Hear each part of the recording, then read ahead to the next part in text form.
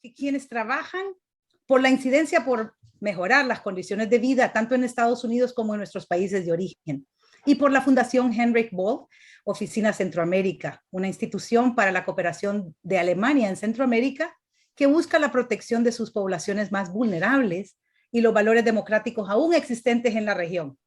Mi nombre es Isabel Vinent Ochave, codirectora ejecutiva de la Coalición de Inmigrantes de la Florida, FLIC por sus siglas en inglés, organización miembro y con orgullo de Alianza Américas por muchos años.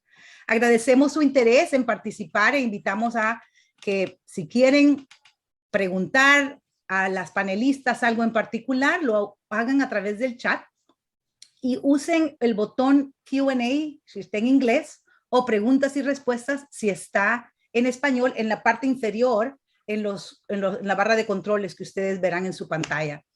Para esta discusión tenemos las siguientes panelistas y es un lujo tenerlas a las compañeras hoy aquí. Así que pues voy a introducir un poco a cada una de ellas.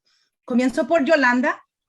Yolanda, quien se unió al equipo del ERIC, en realidad antes del 2010 formalmente, ¿verdad? Yo incluso la conocí en el 2001, 2002, cuando venía de España aprendiendo más sobre Honduras y ahora en su nuevo rol con el ERIC o Equipo de Reflexión, Investigación y Comunicación, conocido como ERIC SJ, una institución social jesuita en Honduras que junto con Radio Progreso es una de las instituciones más importantes de los jesuitas en Centroamérica. Y el rol de Yolanda ha sido doble. Por un lado, ha sido coordinadora de la Red Jesuita de Migración de Centroamérica y Norteamérica, conocido como RJM Cana, y también está teniendo su rol como en el Departamento de Investigación y Derechos Humanos del Grupo de Trabajo de Incidencia del ERIC y también de esa organización. Así que tiene dos sombreros y hoy está con nosotras pues apoyando en este panel. Ella ha coordinado investigaciones y análisis sobre temas migratorios relacionados con derechos humanos, violencia y migración, así como el impacto de las políticas públicas en las personas forzadas a migrar. Yolanda, qué gusto tenerte aquí, qué gusto verte de nuevo y saber pues que estás ahí en las trincheras de Progreso, en ese calor y esa humedad, pero que sigue tu compromiso igual que tantos años atrás. Así que qué bonito tenerte aquí. Bienvenida. Un gustazo, Chave. Bueno, y un gustazo realmente compartir pues con cheras, con hermanas, con compañeras, ¿verdad? en este panel. Lo mismo, macanudo. Pues entonces pasamos a Liliana. Liliana por fin pues la conozco hoy en persona, economista de la Universidad Nacional Autónoma de Honduras, con maestría en economía en la Universidad Estatal de Carolina del Norte, aquí en Estados Unidos. Desarrolló su carrera profesional en el Banco Central de Honduras, donde se desempeñó como subgerente de estudios económicos y asesora económica de la presidencia del Banco Central. Fue presidenta del Colegio Hondureño de Economistas por 2 periodos y con el compromiso de evaluar constantemente los problemas económicos, financieros y sociales que se presentan en el país. Actualmente forma parte de las autoridades del Colegio Hondureño de Economistas como miembro del Tribunal de Honor y además se desempeña como consultora independiente en el ámbito económico financiero. Así que tu perspectiva, Liliana, es muy importante. Agradecemos mucho tu presencia hoy. Bueno, muchas gracias por la invitación y por compartir este espacio con las demás compañeras. Muy bien, Liliana. Y la última, pero dice el Evangelio que las últimas serán primero, Hilda Rivera, coordinadora del Centro de Derechos de Mujeres. A vos es quien más conozco, porque te conozco desde hace más tiempo, cuando éramos jóvenes, las dos más jóvenes. Feminista, defensora de derechos humanos en Honduras y en América Latina, con formación en psicología. Es actualmente parte de la dirección del CDM, del Centro de Derechos de Mujeres, en donde yo trabajé, así que es un gusto pues poderte volver a reencontrar. Vos sos sobreviviente de desaparición forzada de la década de los 80, así que pues tu experiencia no es de una década, no es de dos, es bastante larga y es importante de recalcar. Hilda también trabaja en la protección de derechos, de defensoras de derechos humanos y forma parte de la Red Nacional de Defensoras de Honduras y también de la Iniciativa Mesoamericana de Defensoras. Se ha destacado también por su trabajo en la defensa de los derechos de las mujeres y el combate del feminicidio. Así que pues como dije antes, Hilda, qué bonito volver a reencontrarte, verte aquí y compartir este panel. Para mí es un honor. Muchas gracias, Chávez, y un honor estar compartiendo con Liliana y con Yolanda, amigas, y que compartimos pues tantos espacios de lucha, y gracias por la invitación, y espero que nuestras palabras pues sean recogidas por todo el público, que seguro es mucho, como una mirada crítica respecto a lo que estamos viviendo en el país en este momento. Muchas gracias, Hilda. Ya con eso, pues ya has introducido pues la temática, ¿verdad? De este panel, de este espacio. Dado que el tiempo es limitado, les vamos a pedir, lo cual es desafiante para las tres, porque las tres tienen una experiencia amplia y un conocimiento y expertise que es un lujo, ¿verdad? Pero les vamos a pedir que puedan presentar sus respuestas cortas y al punto, de manera que podamos responder a las preguntas del público también. Así que quienes participan, acuérdense que pueden hacer preguntas a las panelistas utilizando la casilla de Q&A o preguntas y respuestas en la parte inferior de los controles. Comenzamos pues con Yolanda. Vamos a comenzar con vos, Yoli. A partir de las múltiples expectativas con las que Xiomara Castro asumió el poder y por lo que incluso en el discurso eran 21 promesas más o menos, ¿verdad? De las cuales creo que hay un balance no muy bueno de las matemáticas de esas 21 promesas, ¿verdad? Pero, ¿qué elementos se podrían considerar desde la perspectiva tuya, del ERIC y de Radio Progreso como los primeros avances ante la enorme necesidad de garantizar y proteger los derechos humanos en Honduras? Por un lado, esa es como la pregunta general. Un poco más específico es ¿cuál es el análisis que ustedes hacen sobre la relación de este nuevo gobierno con el poder legislativo y judicial para avanzar esos derechos, ¿verdad? Sí, o sea, a mí, bueno, gracias, Chávez. A mí siempre los espacios en Alianza Américas me gustan porque casi nos obligan, creo, a ir al punto, como vos decís, y nosotras solemos más ser de complejizar, ¿verdad? Entonces nos obliga un poco a priorizar. Me parece que de la pregunta que haces es muy importante retomar estas dos frases, los primeros avances, ¿verdad? Son como esos primeros pasitos, como vos decís, de una declaración de intenciones, ese discurso de toma de posesión de Xiomara, incluso su plan de los primeros 100 días, bueno, pues claramente eso no era un plan para 100 días, creo que no se puede hacer el análisis de qué se ha cumplido o no, en esto, porque bueno, era un plan pues, para 100 años prácticamente, no era como una carta de los Reyes Magos, era en realidad como una muestra de voluntades y de símbolos, algo que en estos pues, poco más de 3 meses ha estado lleno, ¿verdad? Nuestro día a día como de símbolos de voluntad política en ciertos espacios, en ciertos temas muy importantes, pero que el gran reto es que se traduzcan en políticas públicas, ¿no? Que se traduzcan en políticas públicas y que lleguen a la población. Entonces, ¿qué primeros avances podemos ver? Bueno, yo tal vez enfatizaría un par. El primero, ahora en esta semana que está la misión de Naciones Unidas, pues que parece que sí se están poniendo las condiciones para que funcione la Comisión Internacional contra la Corrupción e Impunidad en Honduras. Yo no lo daría por garantizado, ¿verdad? Pero sí hay buenos indicios, ¿no? Hay voluntad política, eso lo ha pedido, ¿no? El gobierno, hay apoyo de Naciones Unidas y apoyo de Estados Unidos y eso también es como parte de ese reconocimiento al Poder Ejecutivo. Esto no podía existir en el gobierno de Juan Orlando, ¿verdad?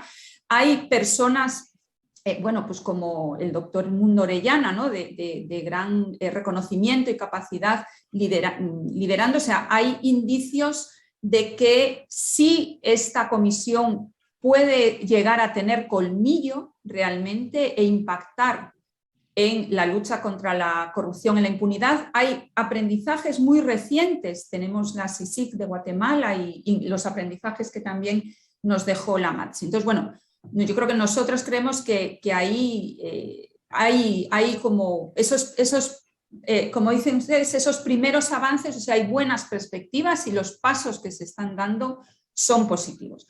Luego a nivel normativo, ¿verdad? Como también decían, hay también una serie de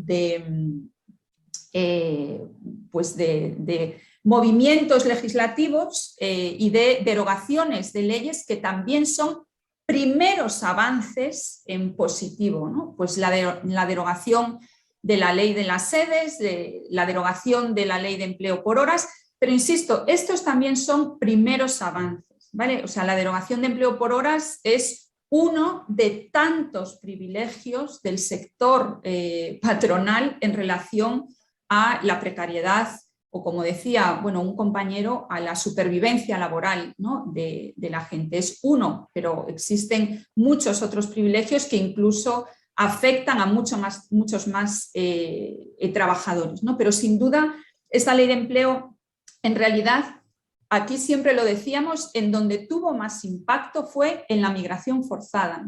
Muchas de estas caravanas estaban formadas por muchachos y muchachas de empresas que los habían despedido para contratarlos por empleo por horas y no les daba, ¿no? El salario así no les daba, por lo tanto decidieron irse. Pero bueno, son indicios de que ojalá sean los primeros pasos para promover políticas públicas. Y luego hay otras, para terminar, hay otras propuestas de ley o hay otras reformas legislativas que están en la agenda pública y en la discusión pública, que eso también podemos considerarlo positivo, ¿no? La propuesta de la elección de las altas magistraturas del Estado, por ejemplo, ahora mismo es de mucha actualidad todo lo relacionado con la Ley General de Energía, porque podemos estar más de acuerdo o menos de acuerdo pero de los contenidos, pero efectivamente son temas gruesos que tienen que abordarse, ¿no? que exigen reformas fuertes. No hablo ya todo lo relacionado con la ley contra las violencias contra las mujeres, porque imagino ahí que Gilda va a aportar más, pero sí son temas que se han levantado, ¿no? en la agenda y que sí suponen estos primeros avances en cuanto a derechos humanos. Muchas gracias, Yolanda, por esos 3 puntos. Definitivamente que Guatemala, no solo con la CICIG, ¿verdad?, sino incluso todo el tema de ayer, el 9º aniversario, en el caso de genocidio, o incluso los casos que sí continúan en la región Maya y Chile, ¿verdad? Guatemala ha avanzado en ese aspecto y pues sirve de un referente para nuestro país en Centroamérica, ¿verdad? Vamos a pasar pues contigo, Liliana, en el análisis económico. Desde tu perspectiva, ¿cuáles han sido las acciones en estos 100 días del gobierno, del nuevo gobierno, que son importantes acciones para iniciar una nueva ruta o una hoja de ruta a favor de las oportunidades económicas dignas en Honduras, teniendo en cuenta lo que dice Yolanda, que pareciera que son 100 años de ruta, ¿verdad? Pero, ¿qué avances han habido en estos 100 días que te dan como una luz de esperanza? Bueno, en primer lugar, yo mencionaría la derogación de la ley de secretos, porque eso nos va a dar más transparencia en relación también con lo que es la rendición de cuentas, que tanto se había perdido en el país, y eso realmente es muy beneficioso para nosotros. Del mismo modo, la derogación de tal como lo decía Yolanda, de las zonas especiales de desarrollo económico, que también eso le iba a quitar protagonismo al Estado, ya que iban a tener su propia política fiscal, su propia política monetaria, o sea, iban a haber facultades que ya las iban a ir decidiendo dentro de esas zonas y no dentro del mismo gobierno. También la parte de las recaudaciones fiscales, lo que tenía que ver con la parte aduanera. O sea que en la parte económica ese es un tema que realmente también va a traer muchos beneficios al país. Igualmente, la derogatoria de la ley de empleo por hora, que había contribuido a que el trabajo de los hondureños cada día fuera más precario, de tal forma que cerca del 66% de la población está con este tipo de empleo, aunque se requieren algunas reformas al Código de Trabajo para incluir esa figura en ese código que contemple siempre el empleo por hora, porque es necesario, pero con todos los beneficios colaterales que requiere la población y que se vaya eliminando esa precariedad que nosotros tenemos. Otro tema importante es los adelantos que se están haciendo con la revisión de los contratos de energía. Ese es un tema toral para la economía porque está absorbiendo bastantes recursos del presupuesto y la idea es que las tarifas se vayan reduciendo y que sean a precios más justos. Es un tema que entiendo que tampoco es de 100 días, va a tomar más tiempo, pero por lo menos se están dando los primeros indicios para ir resolviendo esta temática, porque igual la deuda de esa empresa va alcanzando niveles exorbitantes, cerca de los 80.000 millones de lempiras, igual que las pérdidas técnicas y no técnicas. También está el tema de los avances que se están haciendo en traer esa misión contra la impunidad y la corrupción, que también es otro aspecto bien vinculado con la parte económica y con toda la parte estatal, porque realmente disminuir los niveles de corrupción en el país va a dejar más espacios libres para destinar recursos a los sectores que han ido perdiendo protagonismo dentro del mismo Estado. Por ejemplo, los sectores de salud, educación, que tanto en Honduras como en Guatemala, el sector privado ha ido teniendo una mayor participación en vista de que el Estado ha ido participando cada año con menos recursos y es necesario que se vaya retomando ese liderazgo del Estado para apoyar más la educación, la salud pública, la infraestructura, todo lo que tiene que ver con agua y saneamiento, o sea, ir mejorando gradualmente la calidad de vida de todos los hondureños. O sea que con estos aspectos creo que son aspectos que favorecen para ir logrando un mayor grado de, digamos, de desarrollo en el país y esperamos que se siga dando. Pero sí hay un aspecto que preocupa que tiene que ver con, digamos, la reformulación del presupuesto. Estamos conscientes de que había que reformularlo, pero el financiamiento de ese aumento de 52.000 millones que se hizo en este año, refinanciado con deuda interna y con reservas internacionales netas, preocupa porque estamos con el tema de que la inflación se ha ido disparando fuertemente por factores externos, pero aquí con esto de la emisión inorgánica de dinero contribuye a que la inflación aumente más y esto por consiguiente le resta poder adquisitivo a la población y ahí ya es necesario que vayan tomando las medidas necesarias para ir teniendo un control más adecuado de la población.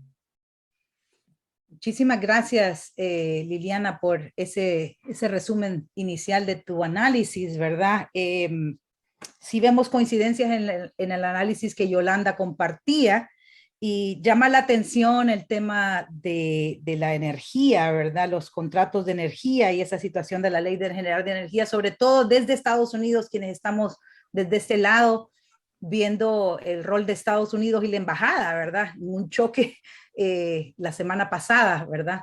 Somos muy amigos en la intradicción y luego viene el choque con este tema, ¿verdad? Entonces ahí hay una situación que requiere un abordaje mayor. Hay algunas preguntas en el chat, las vamos a abordar al terminar, pero que tienen que ver con un seguimiento sobre el acceso y la eficacia de la justicia en Honduras y luego un poco más de explicación sobre las diferencias entre los contratos de trabajo de empleos por hora y los de jornada laboral completa. Así que quizás, Liliana, te damos un chancecito después, pero queremos escuchar a Hilda porque nos interesa muchísimo escuchar tu análisis, Hilda, sobre estos primeros 100 días en el camino de garantizar los derechos de las mujeres y las personas de diversidad sexual de Honduras o en Honduras. La temática de género y de las mujeres suele ponerse al último lugar y no queremos que sea ese el caso. Así que contanos qué avances han habido y qué les preocupa tanto al Centro de Derechos de Mujeres como a otras organizaciones feministas en Honduras. Por eso me dejaron de última, ¿no? Mi Pero para decir participación. que no se debe hacer. No, bueno, primero autonombrándome como una feminista, activista política, y mis palabras son una expresión de mi pensamiento político, mi práctica política por años, y no por fuerza corresponden a la posición del CDM, aunque coincidimos en de hecho lo estamos haciendo, pero decir que nunca he militado en partido político. Sin embargo, en noviembre del año pasado yo me sentí convocada a votar y a darle mi voto a doña Xiomara. Porque primero por la lucha que hemos impulsado las mujeres, el movimiento feminista por años, para que estén más mujeres en los cargos de elección popular, pero además con una confianza muy fuerte en la gestión de doña Xiomara. En su compromiso con una lucha por los derechos humanos de la población, por su compromiso contra las desigualdades, porque además teníamos la historia, yo viví la historia de ella en la época del golpe. Me tocó estar en una noche, cuando ella estaba durmiendo en una calle, tratando de llegar a la frontera. Nosotras estábamos ahí con doña Berta Oliva, y entonces hay un compromiso, hay una empatía, y yo debo decir que yo siento mucha fuerza en ella. Tal vez es una cuestión de sentimiento, pero por eso emití mi voto. Al igual que lo hicieron miles de hondureños, que tal vez una de las principales motivaciones fue fuera Jo. Y bueno, ya respondiendo un poco más a tu pregunta, bueno, doña Xiomara se comprometió con una agenda muy amplia del movimiento de mujeres. Yo quiero reivindicar que en la agenda del movimiento de mujeres estaba también la eliminación de las sedes, la eliminación del trabajo por horas, o sea, porque son leyes lesivas a las mujeres trabajadoras, ¿no? A las mujeres en general. Entonces, ¿qué estamos teniendo en este momento? Primero, decir que no es fácil actuar, y no es fácil para una mujer, y no es fácil para una mujer rodeado de muchos hombres, y en un contexto patriarcal, actuar y responder a tantas demandas y a tantos compromisos. En esa agenda que de alguna forma doña Xiomara asumió, firmó pactos, pero también habían compromisos de otro lado, están los relacionados con la prohibición, eliminación de la prohibición de las PAE, hay un decreto ejecutivo de eliminación de las PAE. Discúlpenme, que este teléfono, según yo, lo había puesto en vibrador, pero bueno. Está la aprobación también de un protocolo de atención a víctimas de violencia sexual, que esto está unido a ese decreto que prohíbe las PAE y que fue emitido, aprobado en el marco del golpe de Estado.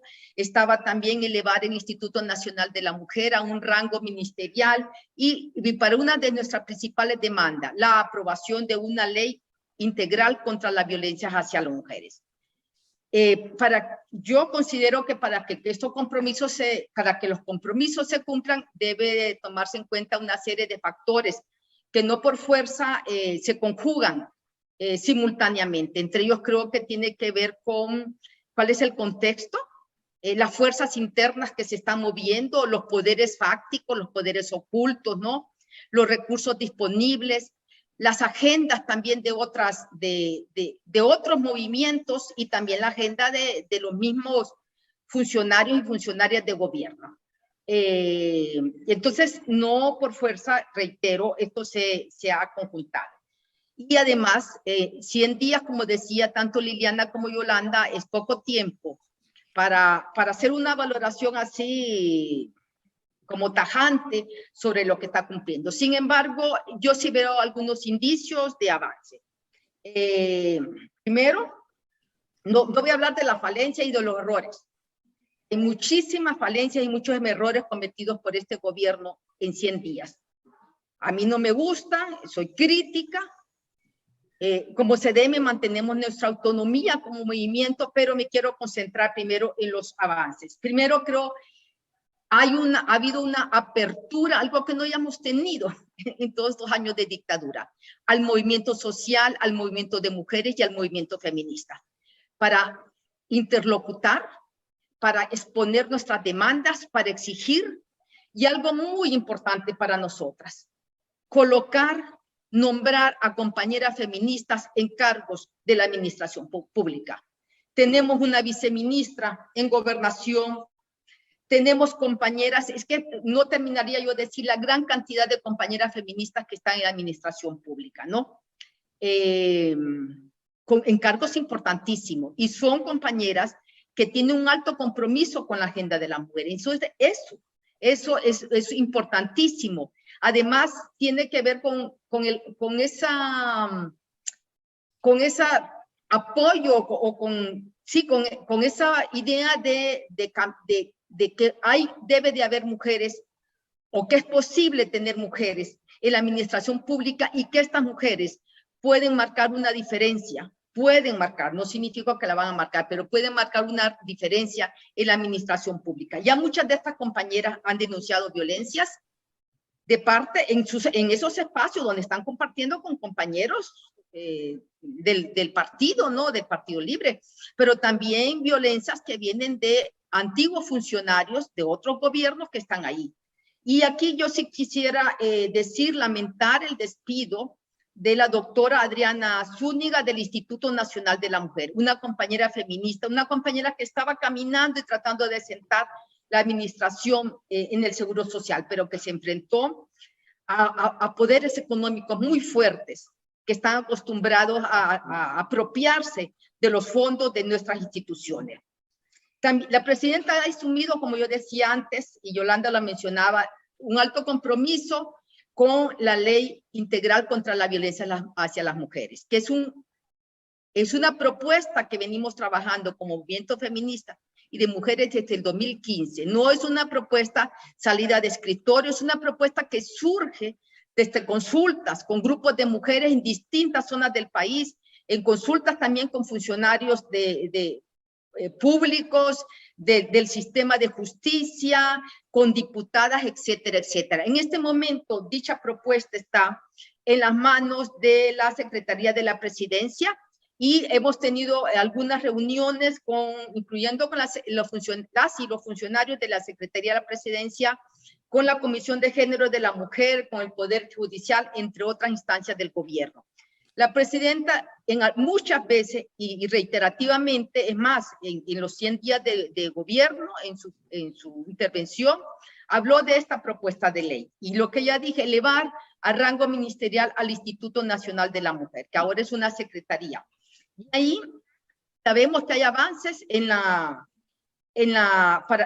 relación a la ratificación del protocolo facultativo de la CEDAW, algo que los gobiernos anteriores se han opuesto porque siempre están distorsionando el sentido político del protocolo facultativo de la CEDAW. No tengo tiempo para entrar en eso. Y bueno, la que ya dijeron las compañeras, que para nosotras tiene que ver con nuestras vidas, la eliminación de las sedes, de la ley de empleo por horas, la ley de secretos, este nuevo proyecto de energía, como la energía como un servicio público de seguridad nacional y de derechos humanos. Eso es importantísimo. ¿Cómo se van a concretizar todos estos avances? Pues no sabría decir. Lo que sí lamentamos, en estos 100 días de gobierno no se haya despenalizado, perdón, no es despenalizado, no se haya eliminado la prohibición de la anticoncepción de la emergencia. Que eso es una acción que debería ser cumplida por el ministro de Salud, pero la presidenta tiene la potestad de ordenarle al ministro de Salud que se elimine la derogación de la anticoncepción de emergencia, y que la anticoncepción de emergencia pasa a ser parte de las políticas de salud pública, como fue en años anteriores. Acordémonos que fue en el marco del golpe de Estado que se eliminó, que se prohibió la anticoncepción de emergencia como un derecho de las mujeres. Nos preguntamos qué fuerzas ocultas están interviniendo para que doña Xiomara no avance con este compromiso con las mujeres. Me quedo aquí porque creo que ya. Muchas gracias, Hilda. Y para quienes están escuchando y quizás las siglas PAE no les suena, ¿verdad? Ya lo mencionaba Hilda, pastilla anticonceptiva de emergencia, PAE, ¿verdad? Que fueron derogadas, como decía Hilda, en el contexto del golpe de Estado, ¿verdad?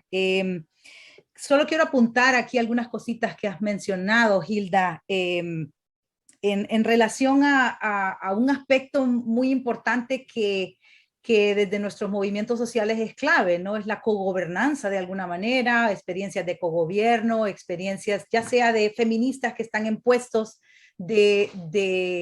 puestos de decisión, ¿verdad? Del nuevo gobierno, como también los movimientos sociales que tienen una puerta en poder estar más de cerca con la presidenta Xiomara y poder decir nuestra palabra, ¿verdad? Normalmente estamos en contraposición con los gobiernos, ese es normalmente el papel de los movimientos sociales, ¿verdad? Estar en contraposición. Y vos estás apuntando a una oportunidad que por fin, después de muchos años de lucha, después del golpe, los movimientos sociales en Honduras están pudiendo tener, sobre todo especialmente ahorita, como vos decías, el feminista, una oportunidad de poder incidir en política pública por estar más de cerca, no tanto en la confrontación, sino en cogobernanza de alguna manera, que es un poco un ideal que teníamos hace años, ¿verdad?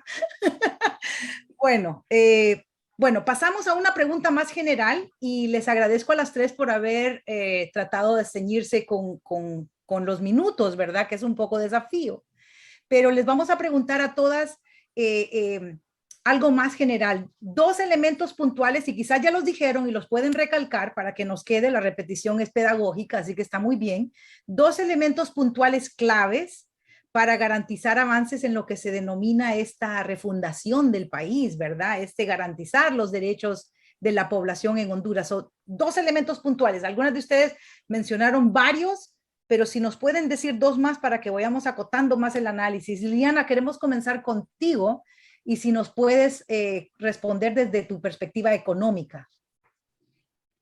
Bueno, yo apuntaría como elementos, digamos, el tema que mencioné anteriormente, lo relativo a fortalecer más los sistemas de salud y educación, porque en la medida que el Estado vuelva a tener protagonismo en estos sectores, eso va a ir ayudando a mejorar, digamos, tanto la educación como la salud en nuestro país, lo que permitirá en un futuro tener, digamos, algún impacto en la reducción en el nivel de pobreza, en el nivel de desigualdad económica y social que existe en nuestro país, y que Honduras, desafortunadamente, cumple con esos dos aspectos. O sea, es el más pobre de la región y además es el más desigual. O sea, que son dos aspectos que aunados a la parte de infraestructura, también lo mencioné anteriormente, que tiene que ver con la parte de la salubridad de agua y saneamiento, van a mejorar, digamos, todas estas condiciones y, repito, volver a lo que se tenía hace muchos años atrás, donde lo que prevalecía era tanto la salud como la educación pública. Eso se ha ido perdiendo y lo que hemos visto es un aumento, un protagonismo del sector privado. Y eso es lo que hay que volver a retomar para darle oportunidad a todos esos grupos vulnerables de retomar estos niveles. Porque yo recuerdo desde hace muchos años, yo me formé con la educación pública, tanto primaria, secundaria, universidad, y esas mismas escuelas que estaban en mi ciudad de origen desde que yo estudié, todavía permanecen las mismas, o sea que no ha ido incrementando considerablemente la población y esos servicios de salud y educación se mantienen iguales o han ido en retroceso. O sea que ahí viene un tema vinculado con lo que decía Hilda. En la medida que la población crece en una forma más acelerada que lo que crecen los recursos que recibe el Estado es bien difícil ir, digamos, dando todo lo que necesitan las personas más necesitadas para suplirles esas necesidades, salud, educación, infraestructura y por lo tanto que contribuyan a la reducción de la pobreza y la desigualdad que existe en nuestro país. Muchas gracias, Liliana. Definitivamente un desafío grande, ¿verdad? Porque cuando ya se toca el tema presupuestario o la empresa privada, los conflictos vienen, nos recuerdan al golpe, incluso los momentos antes del golpe, ¿verdad? Las licitaciones, temas de combustibles, ahora el tema de la energía, es decir, cómo ahí hay unos poderes ocultos que no solo son internos del país, sino que incluso tienen que ver con intereses desde este país, ¿verdad? Desde Estados Unidos y que tienen que ver con intereses económicos transnacionales. Así que muchas gracias por tu aporte. Pasamos, Yolanda, a tu perspectiva desde las garantías constitucionales. ¿Qué elementos, dos elementos que puedes mencionar son claves para este momento de refundación del país que garanticen los derechos de toda la población en Honduras? Bueno, yo creo que lo hemos mencionado las tres, ¿verdad? Pero yo diría el recuperar la institucionalidad, es decir, desmontar las estructuras de corrupción e impunidad que están incrustadas en el Estado después de muchos años, ¿verdad? De esa construcción de andamiaje, ¿no? Sobre todo una corrupción e impunidad alrededor de la matriz energética, minera, financiera y del crimen organizado. Entonces, se necesita recuperar esa institucionalidad para poder construir políticas públicas que atiendan a esos intereses y necesidades, como decía Liliana, a educación, salud. De hecho, recordemos, Xiomara hablaba de 4 prioridades, ¿no? Salud, educación, seguridad y empleo.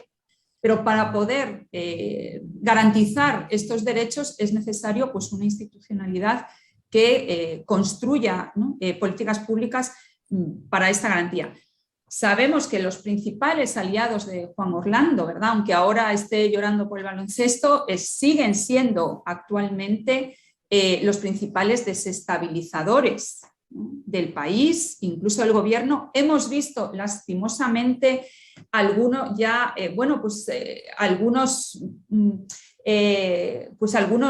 situaciones en las que el gobierno ha dado su brazo a torcer, seguramente, sobre todo cuando se enfrentan a los poderes reales, ¿no? Y los más fuertes del país, e incluso a veces sin saberse muy bien por qué dan ese brazo a torcer, ¿no? ¿Qué negociaciones hay? Hablaba Gilda, la destitución de la directora del Seguro Social. El Seguro Social, me imagino que siempre ha sido un caramelo para la corrupción y para el robo, porque se maneja mucho dinero, ¿verdad? Entonces, bueno, la destitución de la directora porque quería hacer las cosas bien y quería hacer las cosas según los procedimientos legales, ¿no? Pero también cómo han puesto en determinados cargos en zonas de mucho conflicto con la empresa extractiva, por ejemplo, como es la zona de la UAM, ¿no? Con actores como Lenín Pérez de mucho poder y empresas extractivas de mucho poder, bueno, pues le han dado más poder a personas como el alcalde de Tocoa, que es claramente un aliado, ¿no? de esta matriz extractiva. Entonces, bueno, ya cómo han tenido que dar un paso atrás a algo que hubiéramos dicho hoy con mucha alegría que era un avance, que era esta propuesta de declarar a Honduras libre de minería a cielo abierto y de dar pasos, ¿no? Para la revisión de las concesiones. Bueno, pues solo fue un anuncio, claramente hubo una marcha atrás y bueno, pues es de sentido común que eso fue por la presión tan fuerte de una matriz extractiva que además, como decís vos, Chávez, muy vinculada a intereses extranjeros también, ¿no? Entonces, sin duda, el recuperar esa institucionalidad, decíamos también, que va a ser un gran desafío, pero ya hoy hablábamos, pues, de algunos elementos muy importantes en esto, ¿no? Como la SISI, como esta propuesta de ley para la selección de las altas magistraturas del Estado, ¿no? Que garantice que en la Corte Suprema de Justicia, en el Ministerio Público, en la Procuraduría General de la República, en el Tribunal Superior de Cuentas, estén las personas más capaces e idóneas mediante procesos de selección transparentes y públicos. Recordemos reelecciones ilegales en el Ministerio Público, elecciones de magistrados de la Corte Suprema de Justicia. Escuchamos hace no tanto a un extraditado dar declaraciones en Nueva York, un diputado del Partido Liberal por Olancho, ¿no? Extraditado, reconociendo que el narcotráfico le pagó a los diputados para que aprobaran, para que votaran por los magistrados de la Corte Suprema de Justicia propuestos por el Ejecutivo, ¿no? Entonces, bueno, hay 1001 ejemplos de la necesidad de establecer mecanismos que aseguren selecciones de estas altas magistraturas del Estado que logren recuperar esa institucionalidad. Yo creo que ese es uno de los grandes desafíos, y en relación a esto también el lograr una comisión, bueno, una propuesta de varias organizaciones, ¿no? Y también nosotros hemos hablado en algunos casos de esto. Dentro de poco publicaremos algo de cómo impulsar una comisión de la verdad que impulse un verdadero proceso de justicia transicional desde los años 80, ¿verdad? Desde todo, bueno, Hilda lo mencionaba, ¿no? Desde toda esa década oscura, pasando por el golpe de Estado hasta llegar a la crisis postelectoral de 2017. O sea, esa reconciliación después de tantos años de oscuridad tiene que venir después de la verdad y la justicia. Muchas gracias, Yolanda. Nos interesan mucho esos temas aquí desde Centroamérica, desde Estados Unidos, porque estamos queriendo hacer un énfasis cada vez mayor en nuestra propuesta educativa o concientizadora sobre las causas de la migración, y definitivamente que la corrupción, la impunidad y en esas tres áreas que vos mencionabas, energética, minera y de crimen organizado, la gente migra forzosamente porque en esos tres campos están cerrándose las posibilidades de vida, ¿verdad? Y eso es un tema feminista, como decía Hilda también, ¿verdad? Así que es clave el poder tener ese análisis, ¿verdad? De forma clara.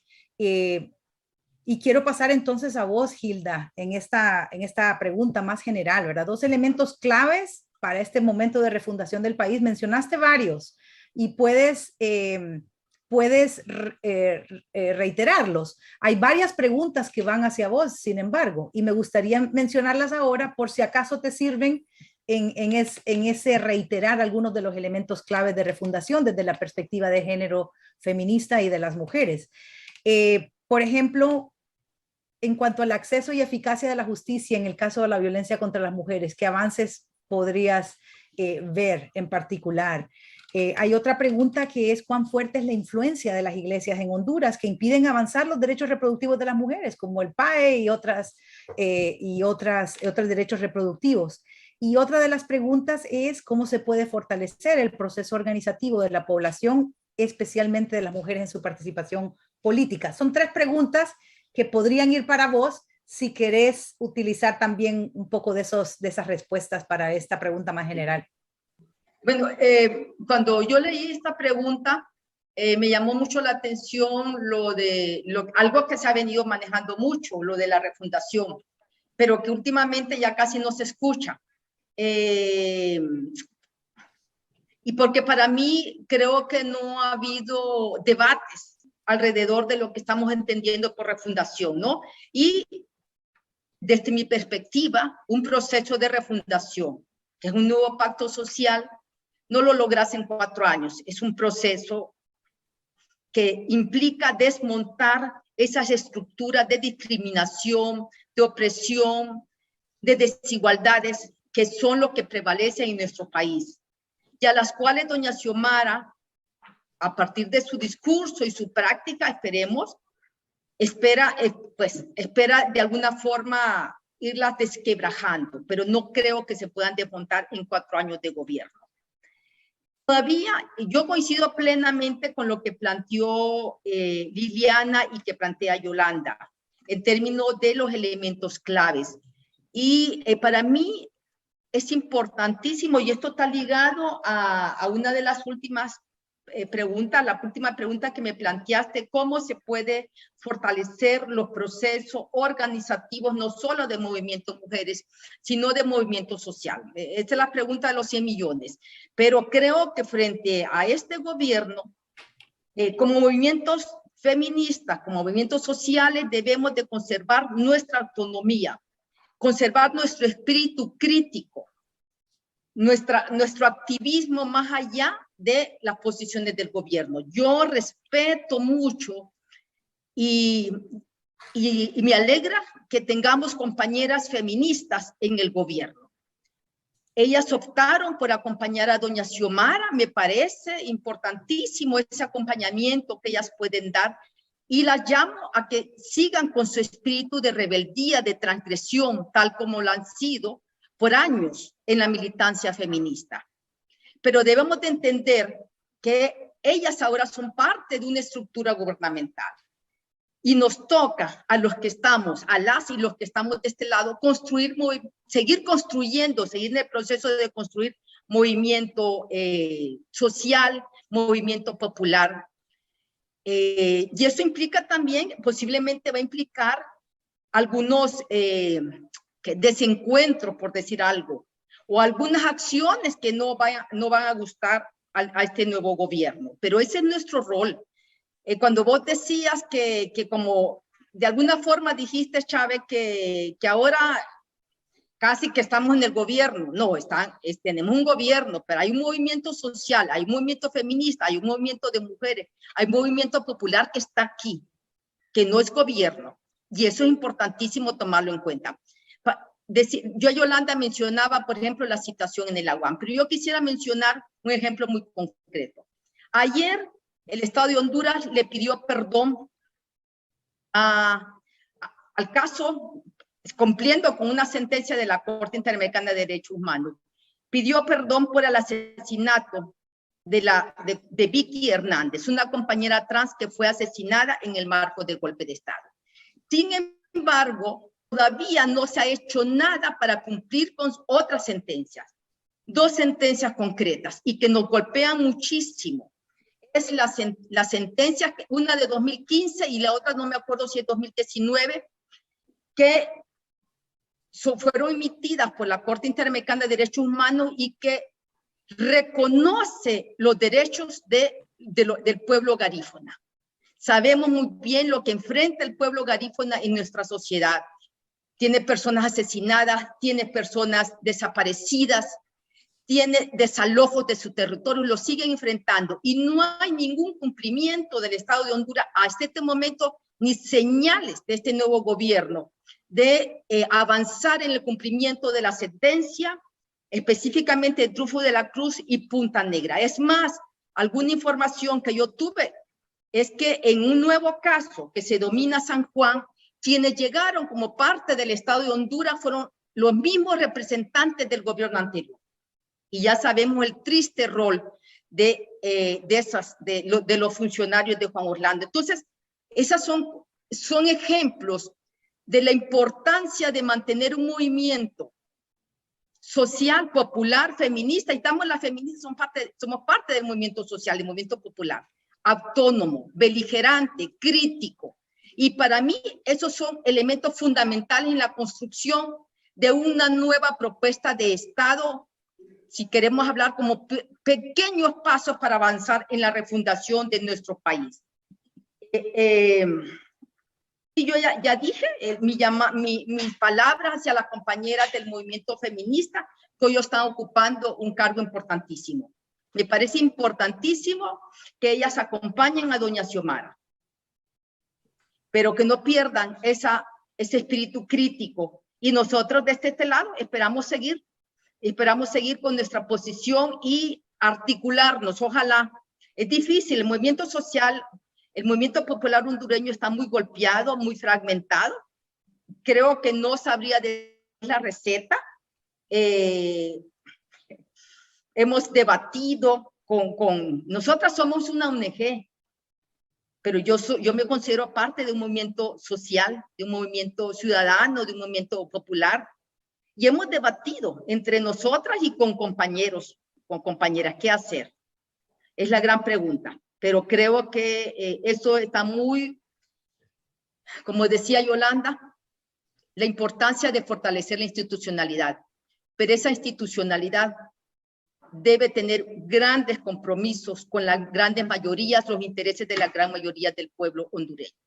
Que esa institucionalidad no siga tal como ha venido siendo, cooptada por el gran capital, por intereses económicos, políticos, culturales, de grupos nacionales e internacionales. Y respondiendo a la influencia de la Iglesia Católica, pues sí, imagínense, no va a ser fuerte que se prohibió la PAE, que no se ha podido avanzar en la despenalización del aborto. En fin, una iglesia no solo católica, yo creo que en general son los grupos religiosos, evangélicos, las cúpulas eclesiásticas católicas, porque debo decir que hay comunidades católicas, especialmente súper comprometidas con las luchas de nuestro pueblo. Bueno, el ERIC es un ejemplo, ¿no? Los jesuitas son un ejemplo. Y para lograr avances en la justicia, es que tenemos que desmontar todo este sistema de justicia que está en manos de personas coludidas hasta con el crimen organizado. Ayer hubo un intento en el Congreso Nacional de un juicio político para el fiscal general y para el presidente de la Corte Suprema de Justicia, y obviamente no se tiene la mayoría de diputados, de votos para aprobar el juicio político, algo que las organizaciones de mujeres hemos venido solicitando, especialmente contra el fiscal general, porque no ha hecho nada para detener las grandes violaciones a los derechos humanos de las mujeres. En Honduras, las mujeres siguen siendo asesinadas, y a veces de manera, no diría masiva, pero así, en masacres, pues. Mujeres de cualquier edad, incluyendo niñas de corta edad. Las mujeres siguen siendo violadas sexualmente. Y especialmente hay, digamos, la fuerza de las iglesias. Las iglesias no plantean discursos o no se proponen acciones para combatir esta violencia. Las iglesias muchas veces, y me disculpan la generalización porque hay iglesias que no son así, ¿verdad? Estoy generalizando, pero no me podría ponerme a hablar de las excepciones. Muchas veces son las que contribuyen a la criminalización de la juventud en nuestro país. Juventud, yo creo que una de las grandes esperanzas de nuestro pueblo son las jóvenes y los jóvenes, que de alguna forma están avanzando en organizarse y con propuestas novedosas, diría yo, de organización. Y ojalá este gobierno vea en la juventud pues la riqueza para cambios más sostenidos. Gracias. Muchas gracias, Hilda, por tus respuestas a varias de las preguntas, no solo a la general, sino algunas de las preguntas que han provenido del chat, ¿verdad? Sí quisiera recalcar, pues, que me ha gustado mucho tu apunte de la independencia de los movimientos sociales y del movimiento popular. Y esa independencia permite que puedan tener una voz de denuncia, ¿verdad? Que ese espíritu crítico que mencionaba se mantenga, porque aunque hay algunas compañeras que están en algunos puestos de decisión, eso no quita el rol profético de denuncia que debe tener el movimiento social, los movimientos feministas o algún frente unido que, aunque fragmentado, sigue allí porque han podido llegar a lo que se ha logrado en el país, ¿verdad? Así que gracias por apuntar ese aspecto. Hay varias preguntas que se han compartido. Creo que no nos da el chance para poderlas compartir todas de ellas. Quiero ceñirme a una que me interesa a mí por nuestro rol como comunidades migrantes latinoamericanas en Estados Unidos.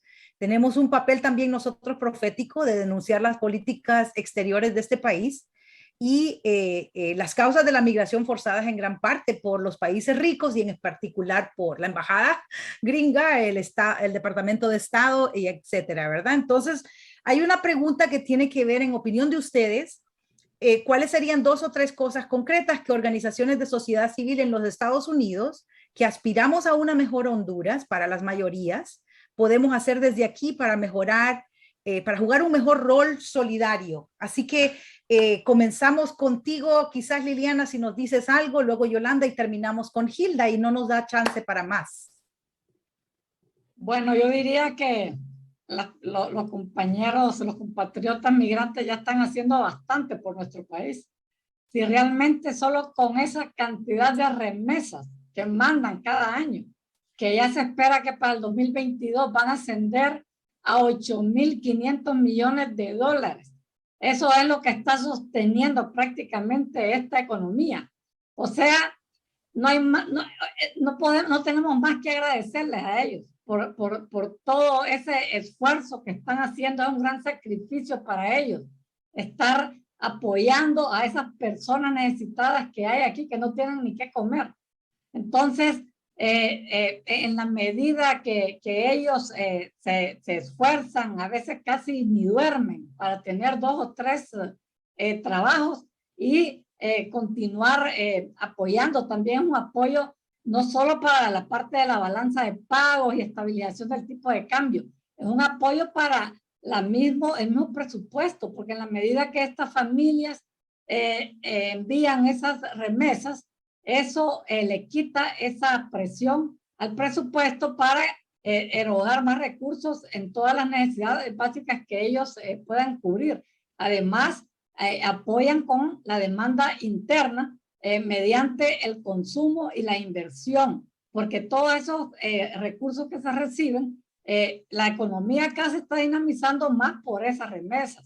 De no recibir eso, nosotros estaríamos en niveles de pobreza mucho mayores de los que actualmente tenemos, de los del 74%, y estaríamos en niveles también mayores de desigualdad económica y social. O sea, que con ese aspecto es más que suficiente con el apoyo que están dando al país. Tal vez, yo sé que tienen varias organizaciones ahí en algunos estados, pero sí es bueno, ¿verdad? Tener mejor organizados a los compatriotas, seguir avanzando en ese aspecto y también que los recursos que envíen, ellos prevean, digamos, para su retorno al país cuando ellos regresen, porque sucede que a veces ya cuando vienen los recursos que han mandado ya no existe nada de lo que ellos enviaron, y es bueno que también vayan previendo eso para el futuro, tomando en consideración los altos niveles de pobreza que tiene nuestro país. Muchísimas gracias, Liliana, y qué bonito que de hecho vamos a concluir con ese comentario tuyo, porque francamente el papel económico tan importante que tiene la población migrante para el desarrollo no solo de Honduras, sino de otros de nuestros pueblos de origen, ¿verdad? Es clave. En ese sentido, al nuevo gobierno le podríamos pedir o le deberíamos pedir que los servicios consulares sean dignos, porque francamente es impresionante ver la importancia económica del aporte de las remesas de los inmigrantes. Sin embargo, no tienen derecho a un pasaporte, no tienen derecho a representación cuando son detenidos, cuando tienen riesgo de deportación. El Consulado de México hace más por los hondureños que los consulados hondureños, así que eso es un desafío para el nuevo gobierno y necesitamos que defiendan a su población hondureña en el exterior, que está sosteniendo económicamente, como dices tú, Liliana, por esos aspectos económicos de las remesas, ¿verdad?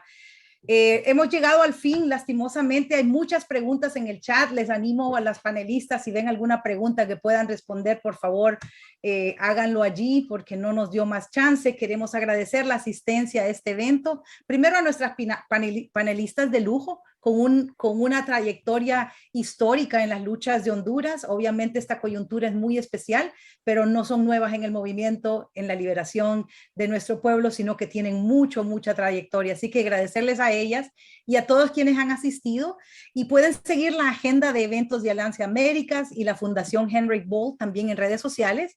Pueden apoyar a organizaciones que luchan por los derechos, ¿verdad? De forma transnacional en Honduras y también aquí.